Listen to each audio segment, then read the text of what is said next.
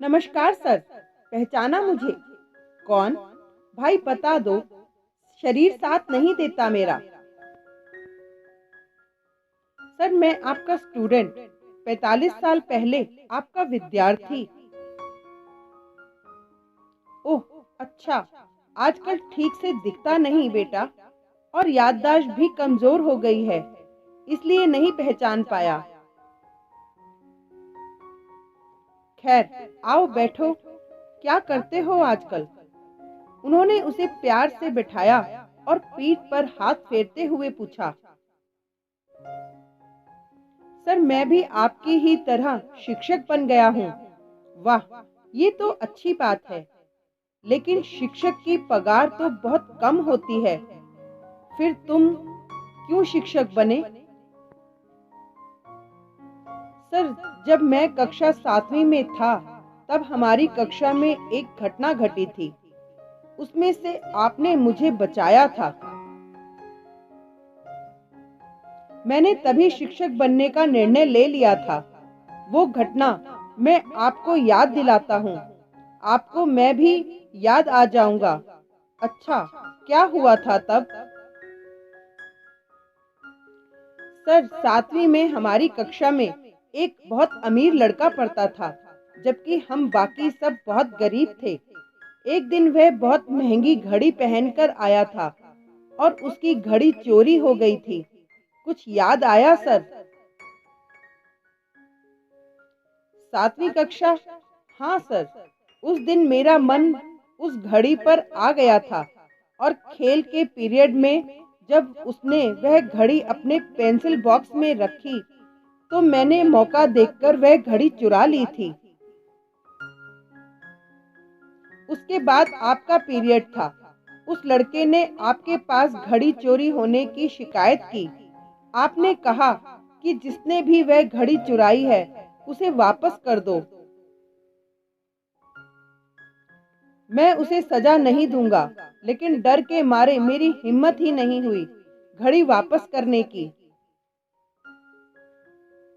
फिर आपने कमरे का दरवाजा बंद किया और हम सबको एक लाइन से आंखें बंद करके खड़े होने को कहा,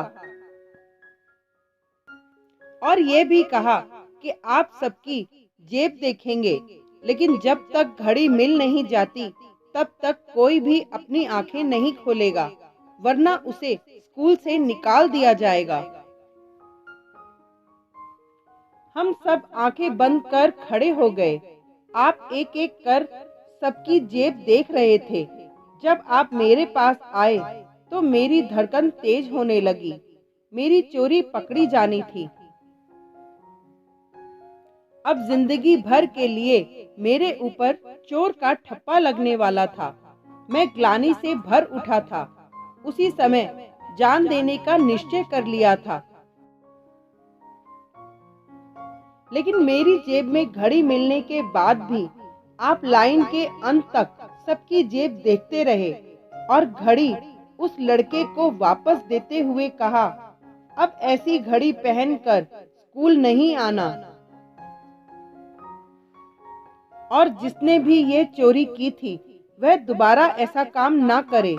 इतना कहकर आप फिर हमेशा की तरह पढ़ाने लगे। कहते कहते उसकी आंखें भर आईं।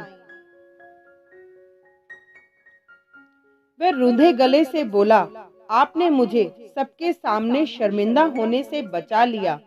आगे भी कभी किसी पर भी आपने मेरा चोर होना जाहिर न होने दिया। आपने कभी मेरे साथ भेदभाव नहीं किया। उसी दिन मैंने तय कर लिया था कि मैं आपके जैसा शिक्षक ही बनूंगा। हाँ हाँ, मुझे याद आया।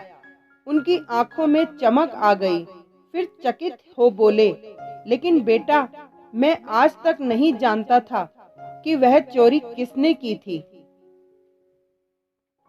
क्योंकि जब मैं तुम सबकी जेब देख रहा था, तब मैंने भी अपनी आंखें बंद कर ली थीं। उफ, आज जिंदगी का एक और पाठ आपसे सीख कर जा रहा हूँ सर।